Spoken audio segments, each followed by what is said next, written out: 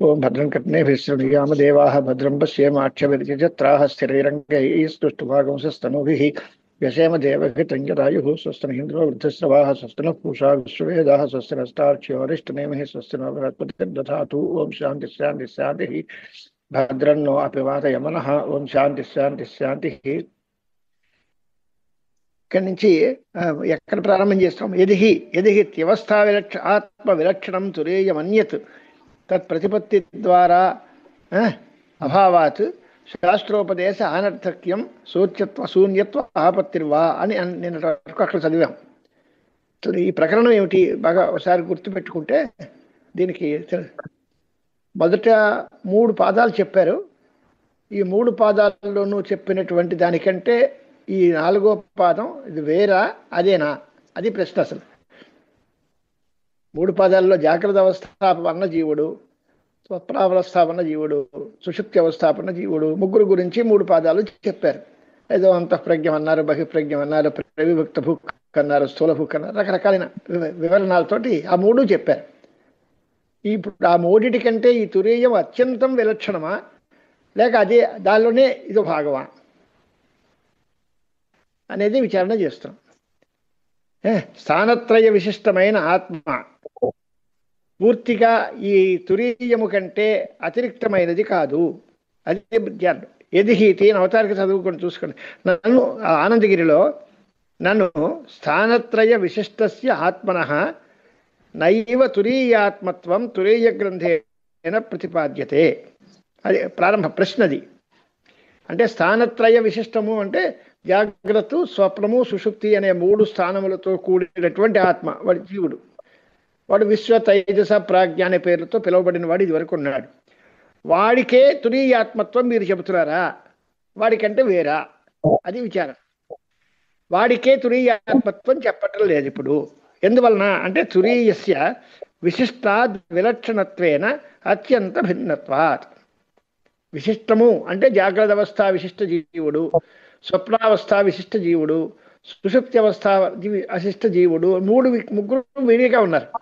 ఇప్పుడు వాళ్ళకంటే వీడు భిన్నం కనుక విశిష్టము కంటే వేరు కాబట్టి ఇది అత్యంతం విలక్షణం. అంటే ఈ తురీయము అనేది మీరు ఇదివరకు చెప్పినటువంటి విశ్వ తైజస ప్రాజ్ఞలతో ఏమాత్రం సంబంధం లేదు, వాళ్ళకంటే పూర్తిగా ఇది వేరు అనేటువంటి మాట చెప్పాలి తప్ప ఇది తురీయాత్మత్వము దానికే దీనికి తురీయాత్మత్వం చెబుతున్నాను అనే మాట కుదరదు. అది ప్రశ్న చేస్తున్నాడు. ఇది పూర్వపక్షం. ఆనందగిరి కనిపించిందా మీకు? స్థానత్రయ విశిష్టస్య ఆత్మనః అంటే స్థానత్రయముతో కూడిన ఆత్మకు నైవ తురీయాత్మత్వం తురీయ గ్రంథేన ప్రతిపాద్యతే.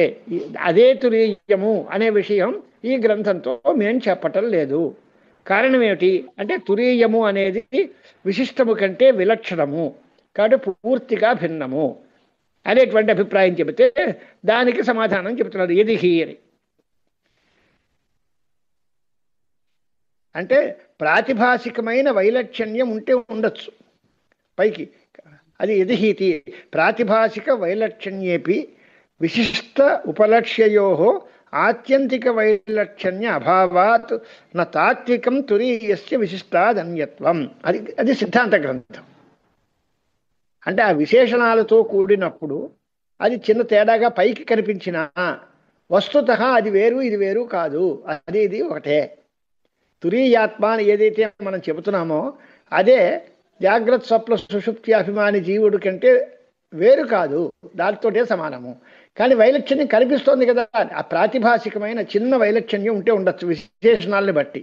కానీ వాస్తవంగా ఆ వస్తువు వేరు ఈ వస్తువు వేరు కాదు, ఒకటే. ఇప్పుడు ఉదాహరణకి ఎవడైనా ఒక వ్యక్తి నాటకాలు వేశాడు, ఒక నాటకం వేశాడు, దానిలో ఏదో రాముడు వేషం వేశారు, మరొక వేషంలో కృష్ణుడి వేషం కనిపించాడు, ఇంకో వేషంలో రాజుగారి వేషం కనిపించాడు, ఇంకో వేషంలో బీదవాడుగా కనిపించాడు. వాస్తవంగా 4 వేషాలు వేరువేరుగా ఉండొచ్చు, కానీ ఆ వ్యక్తి వాడే కదా, వాడితో మార్పేం లేదు. ఆ వేషాలన్నీ తీసేసిన తర్వాత వాడే. అలాగే జాగ్రత్త అభిమాని జీవుడుగా చెప్పబడిన, తైజసుడుగా చెప్పబడిన, ప్రాజ్ఞుడుగా చెప్పబడిన ఈ తురీయం అనేది వాడే, వీడికంటే వేరు కాదు. వేరేగా కనిపిస్తున్నాయి కదా, ఆ పైకి ప్రాతిభాసికమైన వైలక్షణ్యం అది. అంటే జ్ఞానాన్ని బట్టి విశేషణ ఉపాధులతో కలిపి విలక్షణంగా కనిపించిన వస్తువులో మాత్రం తేడా లేదు. ఆ ఉపాసనని తీసేస్తే అన్ని చోట్ల వస్తువు ఒకటే అనేటువంటి అభిప్రాయం. ప్రాతిభాసికమైన వైలక్షణ్యం ఉన్నప్పటికీ ఈ రెండిటికి అంటే విశిష్టమునకు ఉపలక్ష్యమునకు, విశిష్టములు అంటే ఆ స్థానత్రయ విశిష్టమైన ఆత్మ వెనకాల చెప్పిన మూడు, ఉపలక్ష్యము అంటే ఇప్పుడు చెప్పబోయే తురీయం, ఈ రెండిటికి ఆత్యంతిక వైలక్షణ్యం లేదు, పూర్తిగా భేదము అనేది లేదు. ప్రశ్న చేసేటప్పుడు పూర్తిగా ఇది వేరు అది వేరు అనేసాడు ఆయన. కానీ అలాగ సమాధానం చెప్పేటప్పుడు అలాంటి వైలక్షణ్యం లేదు. తాత్వికం తురీయస్య విశిష్టాదన్యత్వం నాస్తి. తాత్వికంగా తురీయము విశిష్టము రెండు వేరు వేరు కాదు, ఒకటే. అంటే తురీయమైన ఆత్మే ఆ విశ్వ తైజస ప్రాజ్ఞులుగా కనిపించింది మనకి. ఈ తురీయమైనది పరమాత్మ స్వరూపం అన్నాం అనుకోండి కాసేపు. ఈ పరమాత్మే ఆ విశ్వడు తైజసుడు ప్రాజ్ఞుడు అనే పేరుతో గెలవగిన జీవుడు. అంటే జీవుడికి బ్రహ్మకి పూర్తి భేదం లేదు. జీవుడు కనిపించేటప్పుడు జాగ్రత్త అవస్థలో జీవుడు వాడు స్థూల పుక్కు ప్రపంచం అంతా కనిపిస్తుంది. కానీ వాస్తవంగా చూస్తే జీవుడు వేరు బ్రహ్మ వేరు కాదు, జీవుడు బ్రహ్మ ఒకటే అని సిద్ధాంతం చెప్పడం కోసం ఈ రెండిటికి తాత్వికమైన వైలక్షణ్యం లేదు. అంటే వైలక్షణ్యము అంటే తేడా, పూర్తిగా నిజమైన తేడా లేదు. తేడా ఎక్కడొచ్చింది అంటే విశేషణాలతో తేడా వస్తుంది. ఆ విశేషణములతో కూడిన దానికి ఉపలక్ష్యమైన దానికి పూర్తిగా తేడా లేదు అని రాస్తున్నారు. అంటే అలా ఎందుకు లేదండి, కనిపిస్తోంది కదా అని అంటే అప్పుడు అన్యథ అత్యంత భిన్నయో మిథ సంస్పర్శ విరహిణో ఉపేయభావ అయోగాత్ తురీయ ప్రతిపత్తౌ విశిష్టస్య ద్వారత్వాభావాత్ అన్యస్య తత్ప్రతిపత్తి ద్వారస్య అదర్శనాత్ తురీయ అప్రతిపత్తిరేవ స్యాత్. అది దోషం. ఎందుకంటే అలాగే విశేషణంతో కూడింది అది, ఇది ఉపలక్ష్యము. తేడా ఉంది అనండి, నష్టం ఏంటి? ఈ రెండు ఒకటే అని అంత గట్టి పట్టుకోలే ఎందుకు మీరు పట్టుకుంటున్నారు? ఈ రెండు తేడా కనిపిస్తోంది అంటున్నారు, అయినా సరే కనిపించినా ఆ తేడా అది వాస్తవం కాదు, ఈ రెండు ఒకటే అంటున్నారు.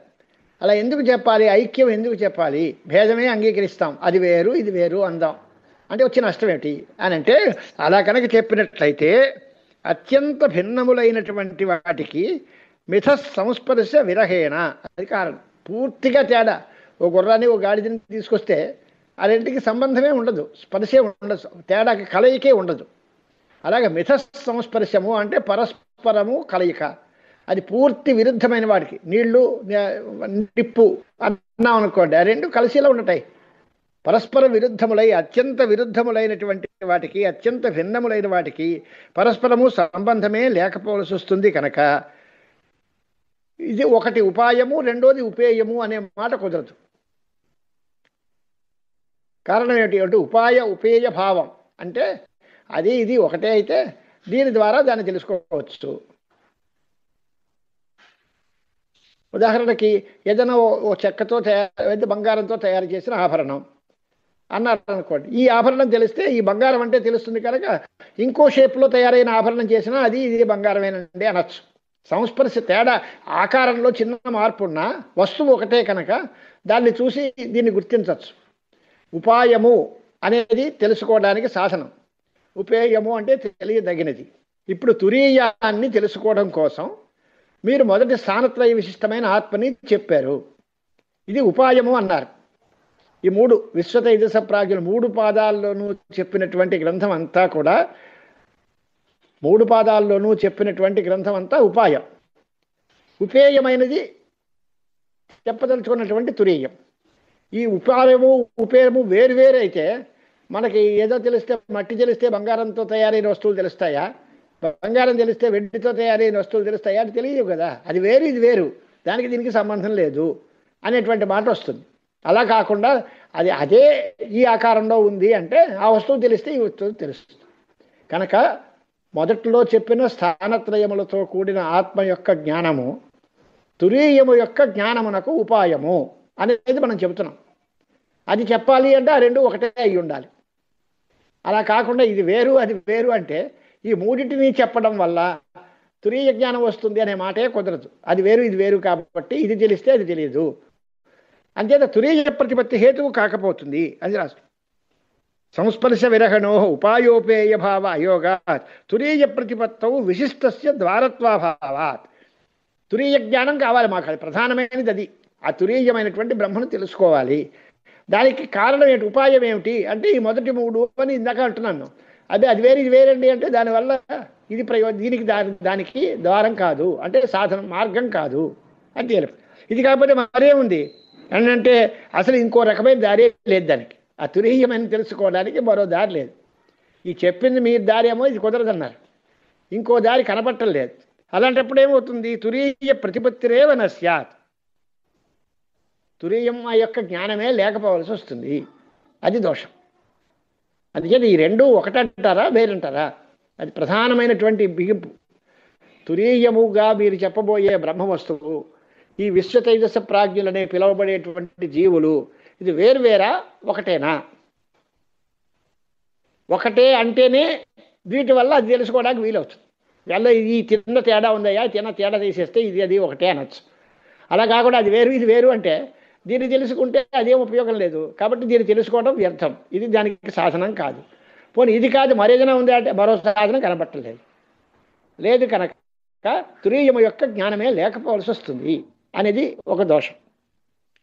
తురీయ అప్రతిపత్తిరేవ స్యాదిత్యర్థ. కాదండి, శాస్త్రాత్వత్ ప్రతిపత్తి స్యాదిత్ చేత్, శాస్త్రము చేత దాని యొక్క ప్రతిపత్తి కలుగుతుంది అంటే అలాగే ఏమవుతుంది అని అంటే శాస్త్రం ఎప్పుడూ కూడా విశిష్ట రూపాన్ని అనూద్య అంటే విశిష్టమైన ఒక వస్తువును చూపించి దానిలో ఉన్న విశేషణాంశ అపోహేన తస్య తురీయత్వం ఉపదిశ్యతి. అదే శాస్త్రం ఏం చెబుతుంది, తత్వమసి అనే దగ్గర తత్ త్వం అసి అన్నారు.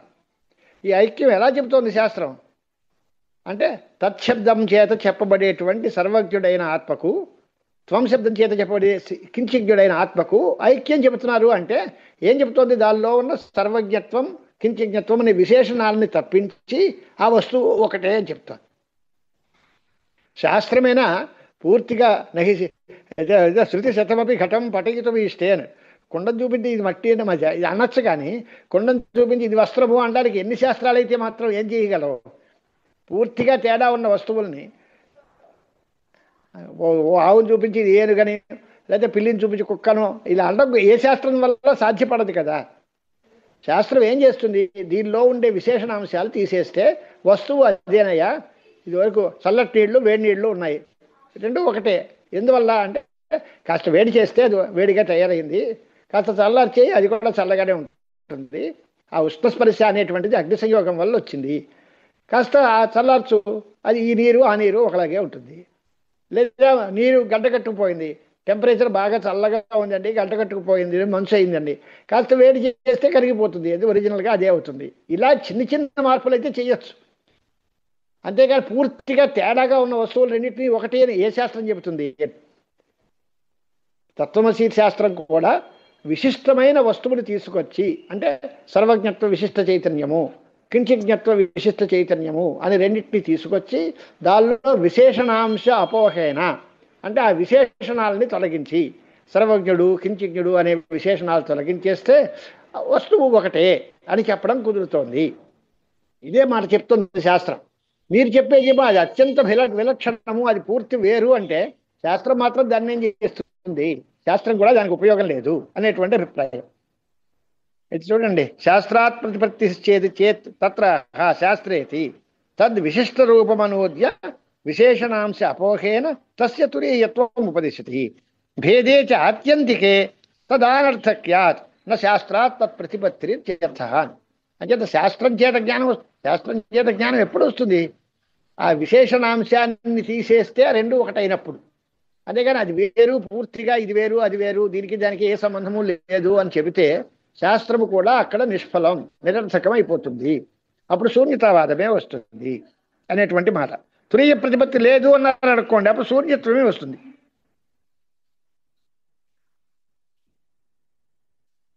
అంటే విశిష్టమునేమో కాదన్నారు, తురీయం లేదన్నారు, ఇంక మరి ఏమొస్తుంది అక్కడ? నా అంతఃప్రజ్ఞం నా బహిష్ప్రజ్ఞం ఇత్యాది మంత్రాల చేత వెనక చెప్పినవి కాదు అంటున్నారు. కొత్తది ఏం చెప్పారు అంటే ఏమీ లేదు వాడు, అది అనేసరికి శూన్యవాదం వస్తుంది అనేది మనస్సులో పెట్టుకుని ఆ భాష్యకారులు అంత చిన్నగా పంక్తి రాశారు. యదిహి మూలం పంక్తి చూడండి, యదిహి త్రియవస్థ ఆత్మ విలక్షణం తురీయమన్యత్ అని చిన్న లైన్లో రాశారు. త్రియవస్థ ఆత్మ విలక్షణం అంటే అవస్థాత్రయ విశిష్టమైనటువంటి ఆత్మ కంటే వేరేగా తురీయము ఒప్పుకున్నట్లయితే అప్పుడు తత్ప్రతిపత్తి ద్వారాభావాత్ ఆ తురీయము యొక్క జ్ఞానమునకు దారం లేదు కనుక మరో దారి లేదు, ఇది దారి కాదు. కాబట్టి శాస్త్రోపదేశ అనర్థక్యం.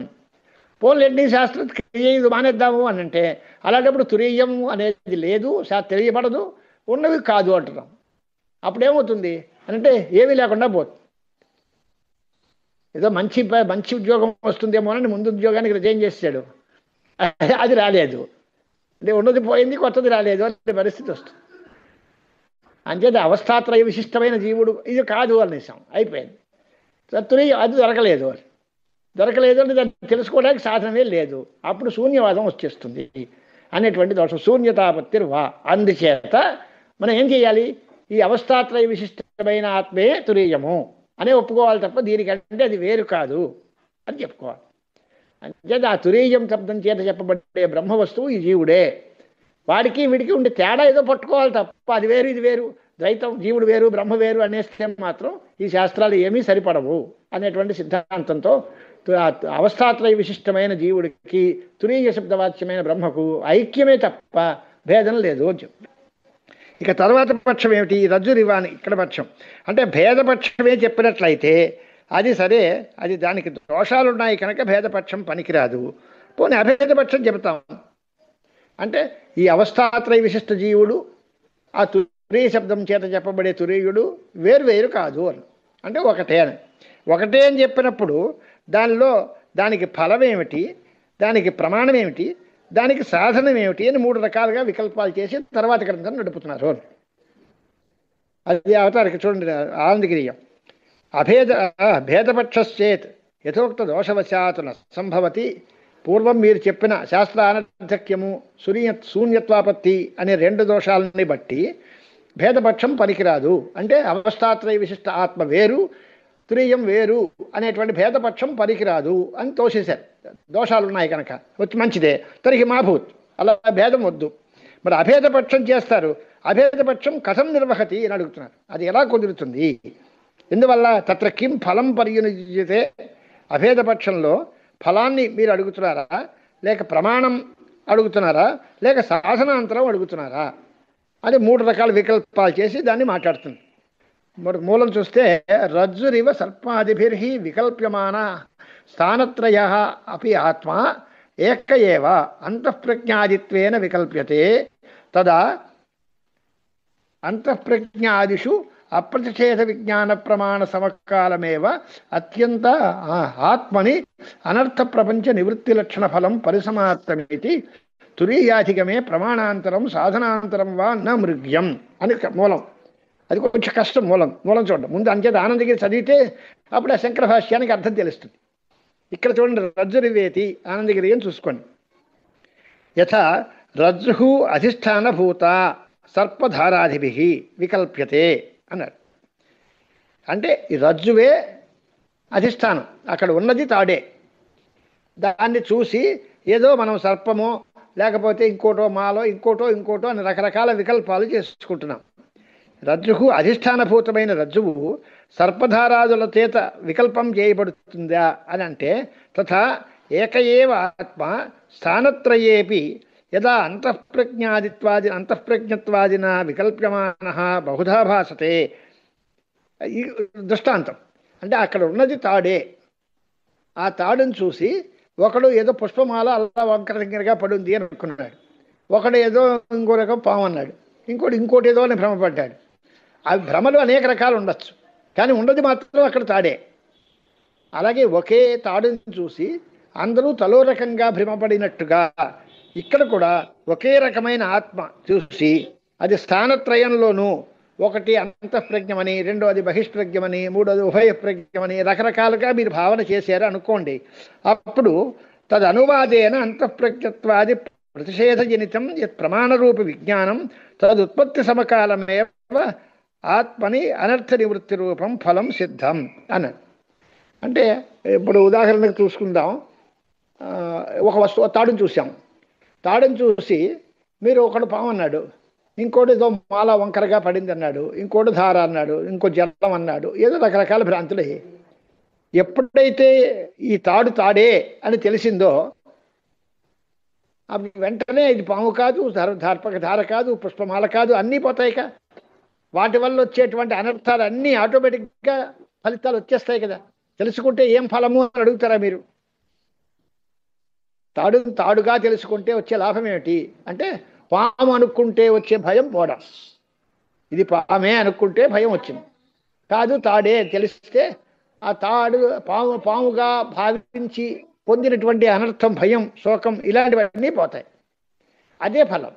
అలాగే ఇక్కడ ఆత్మగా తురీయమును ఆత్మగా తెలుసుకుంటే వచ్చే లాభం ఏమిటి అంటే, ఆ విశ్వ తైజస ప్రాజ్ఞలుగా చెప్పేటప్పుడు వచ్చేటువంటి ఏ అనర్థాలైతే ఉన్నాయో అవన్నీ పోవడమే ఫలం. ఆ పంక్తి మీద రాబట్టి చూసుకోండి అర్థం. అంటే రజ్జుగా అధిష్టానభూతమైన రజ్జు సర్పధారాదులతో వికల్పింపబడినట్టుగా ఒకే ఆత్మ స్థానత్రయంలోనూ కూడా అంతఃప్రజ్ఞము బహిష్ప్రజ్ఞము అనేటువంటి రీతులతో వికల్ప్యమాన బహుధా భాసతే. ఇది ఇదాది తేడాలుగా 3 రకాలుగా కనిపిస్తూ ఉన్నప్పుడు అలా అంటే తదనువాదేన అప్పుడు దాన్ని తీసుకొచ్చి ఇది నా అంతఃప్రజ్ఞం, ఇప్పుడు ఈ మంత్రంతో ఇది అంతఃప్రజ్ఞము కాదు అన్నాడు. తర్వాత నా బహిష్ప్రజ్ఞం అప్రజ్ఞం నభవతి ఉభయ ప్రజ్ఞం కభవతి అదన్నీ వాటిని అన్నిటినీ ఎప్పుడైతే నిషేధం చేసేసామో ఆ ప్రమాణ రూపమైనటువంటి ఆ విజ్ఞానం అంతా కూడా నశించిపోయింది. ఎప్పుడైతే పోయిందో వాస్తవమైన వస్తువు తెలిసింది మనకి. ఎప్పుడైతే ఆత్మయందు నిజమైనటువంటి స్వరూపం తెలిసిందో అప్పుడు అనర్థ నివృత్తి రూపమైన ప్రయోజనం ఆటోమేటిక్గా సిద్ధిస్తుంది. అనర్థాలకి కారణం తొలగింపబడిపోతే, అనర్థం పాము అనుకుంటే కదా భయం వచ్చింది, అది పాము కాదు తేలిపోయింది. అదే ఫలం, అనర్థ నివృత్తే ఫలం. రజ్జుని రజ్జుగా తెలుసుకుంటే ఏం లాభం అండి అని అడిగాను. తాడు అని తెలుసుకున్నాం, ఏమిటి లాభం అండి? ఏమిటి లాభం ఏమిటి? పాము కాదు అని అనడమే లాభం. ఆ పాము కాదని పాము వల్ల అనుకునేటువంటి భయం పోవడమే లాభం. దీనికి వేరే లాభం అడగాల్సిన పని లేదు. అనర్థ నివృత్తి రూప ఫలం ఆటోమేటిక్గా అక్కడ సిద్ధిస్తుంది. తదుత్పత్తి సమకాలమేవ ఆత్మని అనర్థ నివృత్తి రూపం ఫలం సిద్ధమితి నా ఫలపరిణయోగ అవకాశవాన్ ఇత్యర్థ. ఈ ఫలం ఏమిటి అనే ప్రశ్నకి అవకాశమే లేదు. ఫలం ఏమిటి అంటే భ్రాంతిల వల్ల వచ్చేటువంటి దుఃఖాలు పోవటమే. ఇది తురీయము ఆత్మ అని తెలిస్తే నేను జీవుణ్ణి జాగ్రత్త అవస్థలో ఉన్నాను, ఇప్పుడు అనుభవించాను, స్వప్నావస్థలో ఉన్నాను, ఏదో మానసిక వ్యాపారాలు, ఇంకో ఈ రకమైన కల్పన అంతా పోవడమే తురీయ జ్ఞానానికి ఫలం. అది ఆటోమేటిక్గా పోతుంది ఎప్పుడైతే వస్తుతత్వం నిజంగా తెలిసిందో. ఎలా అయితే మామూలుగా సుక్తికను చూసి వెండి అనుకున్నాడు, అది పట్టుకుని బోళ్ళంత డబ్బు దొరుకుతుంది, దాన్ని పట్టుకెళ్తామని ఇది అనుకున్నాడు. అలా కాకుండా అది నిజంగా చిప్పే తప్ప అది వెండి కాదు అంటే దానివల్ల వచ్చే ఆశ, దానివల్ల డబ్బులు, భయము ఇవేవీ లేకుండా పోతాయి కదా. అనర్థాలన్నీ పోవడమే దీని ప్రయోజనము.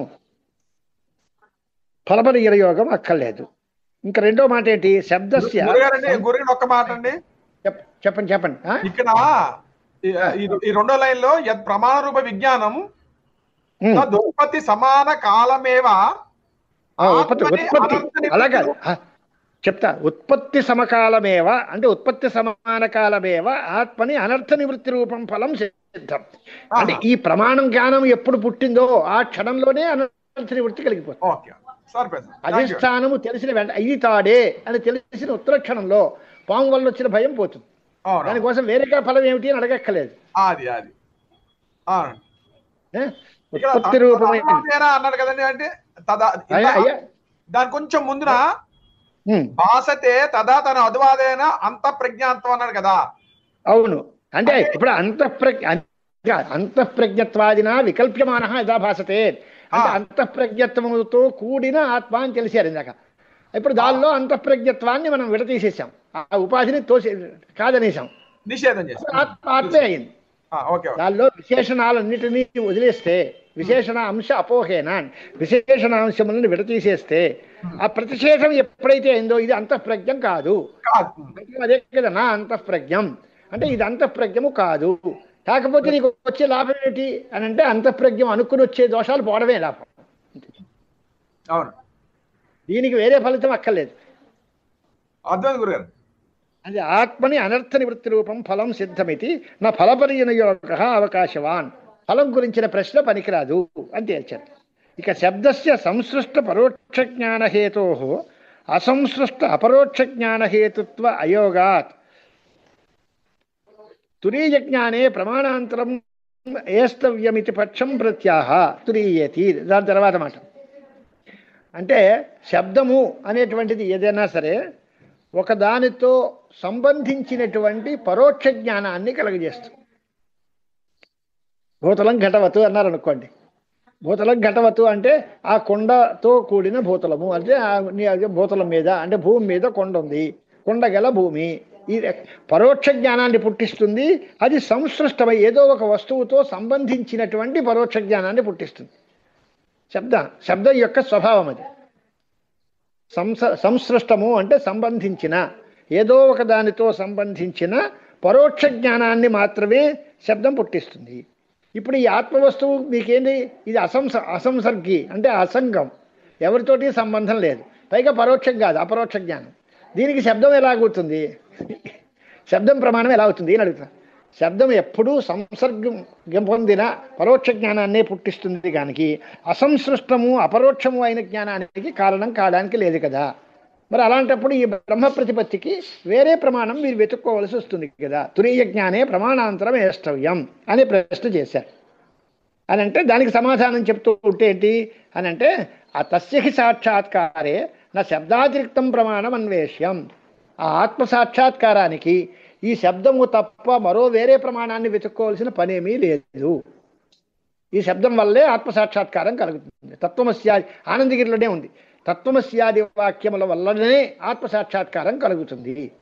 మరి మీరు అన్నారు కదా శబ్దము సంసృష్టము పరోక్షము అయిన దాన్నే చెబుతుంది కానీ అపరోక్షము అసంసృష్టము చెప్పదు కదా అని ప్రశ్న చేశారు కదా. అని అంటే తప్పది. శబ్దస్య విషయానుసారేణ ప్రమాహేతుత్వాత్ విషయస్య తురీయస్య అసంసృత్వ అపరోక్షత్వ. శబ్దం ఏం చేస్తుంది? ఆ విషయం ఎలాంటిదో దాన్ని బట్టి దాని యొక్క జ్ఞానాన్ని పుట్టిస్తుంది. ఘటం ప్రత్యక్షమైతే సంసృష్టమైతే ఆ సంసృష్టము ప్రత్యక్షము అయిన జ్ఞానాన్ని పుట్టిస్తుంది. లేదు ఏదో దశరథులనే రాజు ఉండే వాడట అన్నారు. అక్కడిని కాశ్యాం త్రిభువన తిలకో భూపతి రాస్తే అని చెప్పారండి. ఆ కాశీనగరం ఎప్పుడో ఆ రాజు ఎప్పుడో. కానీ ఆ శబ్దం అపరోక్ష జ్ఞానాన్ని కలగదు, పరోక్ష జ్ఞానాన్ని పుట్టిస్తుంది. ఆ శబ్దంలో చెప్పబడిన విషయం ఎలాంటిదో ఆ జ్ఞానం అలాంటిది అవుతుంది. ఆ విషయము సంసృష్టము పరోక్షము అయితే అప్పుడు ఆ జ్ఞానం కూడా అలాంటిదే అవుతుంది. ఇక్కడ ఉండే ఆత్మ సంసృష్టము కాదు పరోక్షము కాదు, అసంసృష్ట అపరోక్షమైన ఆత్మ విషయకం కనుక ఈ జ్ఞానము కలుగుతుంది. అంటే శబ్దం కారణం కాదు అని మీరు తోసేయకండి. శబ్దంలో విషయం ఏది, జ్ఞానంలో విషయం ఏదవుతుందో ఆ విషయాన్ని బట్టి జ్ఞానం ఆకారం మారుతుంది. అది ప్రత్యక్ష జ్ఞానమా లేక పరోక్ష జ్ఞానమా అని అంటే జ్ఞానం ప్రత్యక్షం కావాలి అంటే విషయం ప్రత్యక్షం కావాలి, జ్ఞానం పరోక్షం కావాలి అంటే విషయం పరోక్షం కావాలి. ఆ విషయాన్ని బట్టి జ్ఞానాలకి ఇది ప్రత్యక్షమా పరోక్షమా అని తేల్చాలి తప్ప దానికి వేరే ప్రమాణం కావాలి అనే మాట కుదరదు. ఇది వేరే ప్రమాణం అవసరం లేదు. ఎందువలన శబ్దస్య విషయానుసారేణ ప్రమాహేతుత్వ, విషయాన్ని బట్టి యథార్థ జ్ఞానాన్ని పుట్టిస్తుంది శబ్దం. విషయస్య తురీయస్య అసంసృష్ట అపరోక్షత్వాభ్యుపగమాత్, అది ఒప్పుకున్నాం. దీనిలో తురీయమైనటువంటిది విషయం, అది అసంసృష్టము అపరోక్షము. ఆ బ్రహ్మవస్తువు అందరికీ ఆత్మస్వరూపమే కదా, అంచేత ఇది అపరోక్షం అసంసృష్టం కనుక తురీయ సాక్షాత్కారంలో మరో ప్రమాణం ఏమీ అక్కర్లేదు. ఇక వేరేగా సాధనాంతరం అని మరొక పక్షం కొంతమంది ప్రసంఖ్యానము అనేటువంటి వేరే సాధనాన్ని అంగీకరించాలి అని కొంతమంది వేరే పక్షం చెప్పారు. అసలు ప్రసంఖ్యానము అనే ప్రమాణమే మనం ఒప్పుకోము, అది దానికి ఆత్మసాక్షాత్కారానికి కారణం కాదు అని దాని ఖండన చేస్తారు. ఇప్పుడు ఈ 3 పంక్తులు భాష్యం మీద చూసుకుందాం చూడండి. రజ్జురివ సర్పాదిభికి వికల్ప్యమాన అనే ఉంది కదా పాఠం, వికల్ప్యమాన అది ఉంది. అదే ఆత్మ కదా, ఆత్మ శబ్దం పుల్లింగం కనుక వికల్ప్యమాన అని అక్కర్లేదు, వికల్ప్యమాన లేదా రజ్జుకు అనేదానికి విశేషణం చేయాలి, అలా అయితే సరిపోతుంది. సర్పాదిభిర్వికల్ప్యమాన రజ్జురివా, దీనిలోకి సర్పము ధార మొదలైనటువంటి భేదములతో కల్పింపబడిన రజ్జువులాగా స్థానత్రయేపి ఆత్మ ఏక ఏవ, దానిలో కలిపేస్తాం.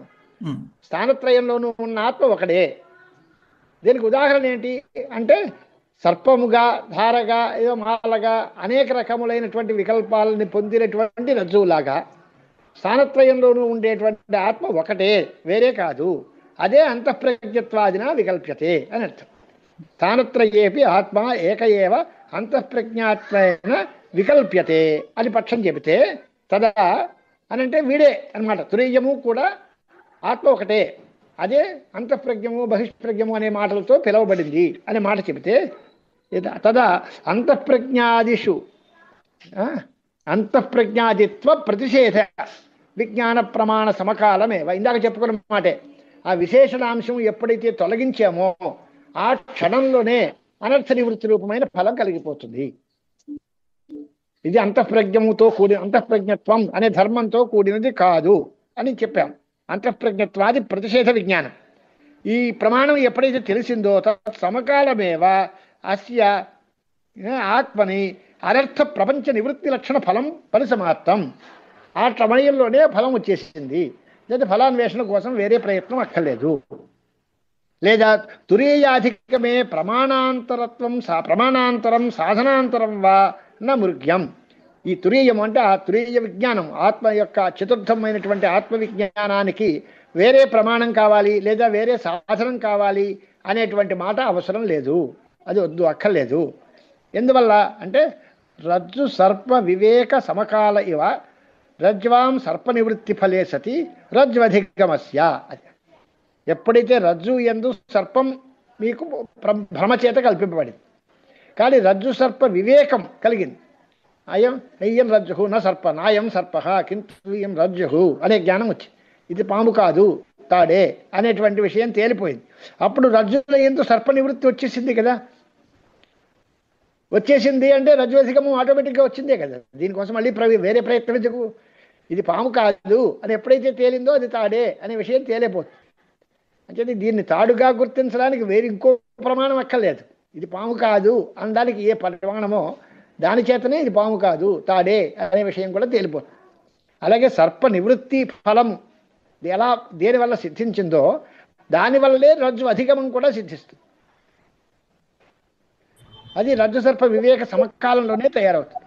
అందుచేత ఇది ఎప్పుడు తురీయము ఈ మొదటి మూడు ఒకటే అని ఎప్పుడైతే అన్నారో దానిలో ఈ తురీయము అంతఃప్రజ్ఞము కాదు అని ఎప్పుడైతే అనేసారో అది తురీయము అనే విషయం తేలిపోతుంది. ఇక ఇది తురీయము అని చెప్పడానికి మరో ప్రమాణం అక్కర్లేదు.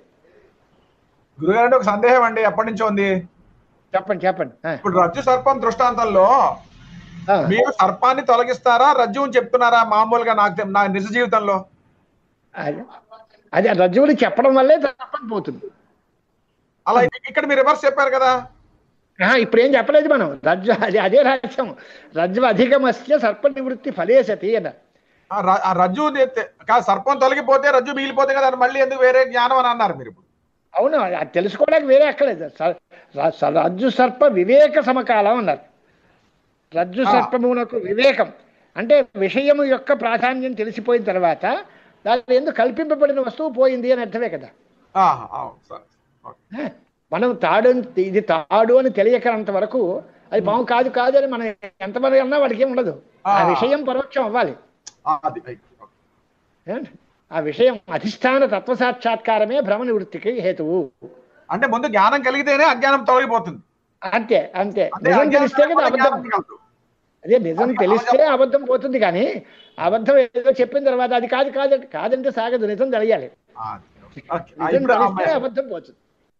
చెప్పండి ఎవరు? అదేనండి ఇప్పుడు అనుకున్న మాటే. అంటే సర్పము కాదు అని ఎప్పుడైతే తొలగిపోయిందో రజ్జువు ఆటోమేటిక్ గా తెలిసిపోతుంది కదా అని ఉద్దేశంలో అడిగానండి. అదే అలా అడిగింది రైతే. సర్పం కాదని ఎప్పుడు తెలిసింది నీకు? అదే ఇది ఏమిటో తెలిస్తే ఆ భ్రాంతి పడింది. నేను అది అబ్బాయి నేను ఇది అనుకున్నానయ్యా కాదనమాట అంటే కాదనమాట ఎప్పుడు తెలుస్తుంది? ఇది ఏమిటో తెలిస్తే. అంచేత రజ్జు అధిగమమే ప్రధానం. రజ్జు అధిగమానికి విడిగా ప్రమాణంతో ఏం అక్కర్లేదు. ఇదే ప్రమాణం. ఏ ప్రమాణము సర్పం కాదని చెబుతుందో అదే ప్రమాణము రజ్జు ఇది రజ్జే అని తెలుస్తుంది. దీనికోసం వేరే ప్రమాణాన్ని అపేక్షించవలసిన పని లేదు. సరిపోయిందా? సరిపోయింది. ఇక తర్వాత కూడా రాసుకుంటే ఇక తెలుస్తుంది అది. అనర్థ నివృత్తి, అది అనర్థమైన ప్రపంచ నివృత్తి లక్షణమైన ఫలం, అది పరిసమాప్తం అయింది. తురీయాధికమే ప్రమాణాంతరం సాధనాంతరం వా మృగ్యం అంచేత నా మృగ్యం, మృగ్యం అంటే వెతుక్కోదగినది అని అర్థం. సాధనాంతరం కానీ ప్రమాణాంతరం కానీ వెతుక్కోవలసిన పని లేదు, నా మృగ్యం అనమాట. రజ్జు సర్ప వివేక సమకాల ఇవ రజ్వాం సర్ప నివృత్తి ఫలే సతి రజ్వధిగమస్య. రజ్జు సర్ప వివేకం కలిగింది, రజ్జు సర్ప వివేక సమకాలంలోనే ఆ విషయం తెలియడం, ఆ భ్రాంతిని పోవడం, రెండు కూడా రజ్జు అధిగమము సర్ప నివృత్తి రెండు ఏకకాలంలో జరిగిపోతాయి. ఆ వివేకానికే ఇవన్నీ ఫలములు తప్ప వేరేగా సాధనాంతరం అక్కర్లేదు. అంటే ఒక కట్టెని ఒక గొడ్డలు పెట్టి నరికినప్పుడు ఒకేసారి రెండు కింద విడిపోయినట్టుగా అలా అది కూడా కాదులేండి. ఇప్పుడు ఇది వివేకము అనే మాటకి అర్థం ఏంటి? వివేకము అంటే పూర్తిగా స్పష్టంగా తెలియడం. స్పష్టంగా తెలియడము అంటే రజ్జురియం సర్పోన, ఇది వివేకం. ఇది తాడే పాము కాదు అని తెలిసింది, ఇది వివేకం. అంటే ఆత్మ అనాత్మ వివేకము, నిత్య అనిత్య వస్తు వివేకము, ఇలాంటివన్నీ చోట్ల వివేకము అంటే బాగా విడిగా స్పష్టంగా తెలియడం అని అర్థం. అది ఆనందగిరిలో చూసుకోండి. యథా రజ్జురియం సర్పోనేతి వివేక ధీ సముదాయ దశాయామేవ, అది రాశారు. ఈ వివేక జ్ఞానం అంటే ఎలాంటిది, ఆ వివేక జ్ఞాన స్వరూపం ఏమిటి అని అంటే ఈ రజ్జురియం సర్పోనా, ఇది తాడే పాము కాదు, ఈ మొత్తం కలిపిన వివేక జ్ఞానం ఇది. ఎప్పుడైతే ఈ జ్ఞానం కలిగిందో అదే జ్ఞానం వల్ల ఇది తాడు అని తెలుస్తుంది, ఇది పాము కాదని కూడా తెలుస్తుంది. రెండు ఫలాలు ఒకేసారి సమయంలో వచ్చేస్తాయి. రజ్జు అధిగమము వస్తుంది, సర్ప నివృత్తి కూడా వస్తుంది, ఆ వివేక జ్ఞానం యొక్క స్వరూపం కనుక. అలాగా ఏమండి, సరిపోయిందా? అలా కాకుండా ఇంకా మనకి దీని మీద పై ప్రశ్న అడిగితే ఇంకా మీకు స్పష్టం వస్తుంది. రజ్జు సర్ప వివేక జ్ఞానం కలిగినప్పుడే రజ్జు సర్ప నివృత్తి కలుగుతుంది, రజ్జు అధిగమము కలుగుతుంది, రెండు ఒకేసారి కలిగిపోతాయి కనుక దానికి వేరే ప్రమాణం అక్కర్లేదు. ఏషాం పునః తమోపనయన వ్యతిరేకేణ ఘటాధిగమే ప్రమాణం వ్యాప్రియతే తేషాం ఛేద్యావయవ సంబంధ వియోగ వ్యతిరేకేణ అన్యతరావయవేపి చితిర్వ్యాప్రియత ఇత్యుక్తం స్యాత్ అని దోషం చెప్పారు తర్వాత మాట.